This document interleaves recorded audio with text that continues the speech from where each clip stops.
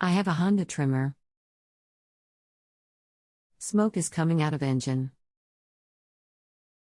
There's signs of oil in the muffler. Should I have it replaced?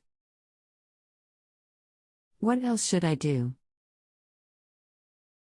Welcome to Just Answer Small Engines. Let me try to help you. What is the model number? 4-cycle engine or 2-cycle? If 4-cycle, has someone added oil to the gas? 4-stroke. Gas and oil are separated. That's what I thought.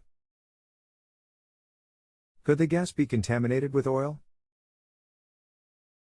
If not, the engine is sucking oil from the crankcase, and oil and smoke could be piston or ring damage. Is it possible that is from too much oil? I've drained the oil and noticed there's oil in the muffler.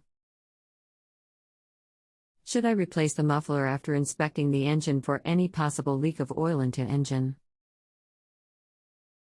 Engine oil should not be over full. I see no need to replace the muffler. If engine is running correctly, it will burn the oil from the muffler. I would change the oil and be sure it is at correct level, and go from there. If you have a home improvement or appliance question and want to chat with an expert now, visit justanswer.com/YTHI.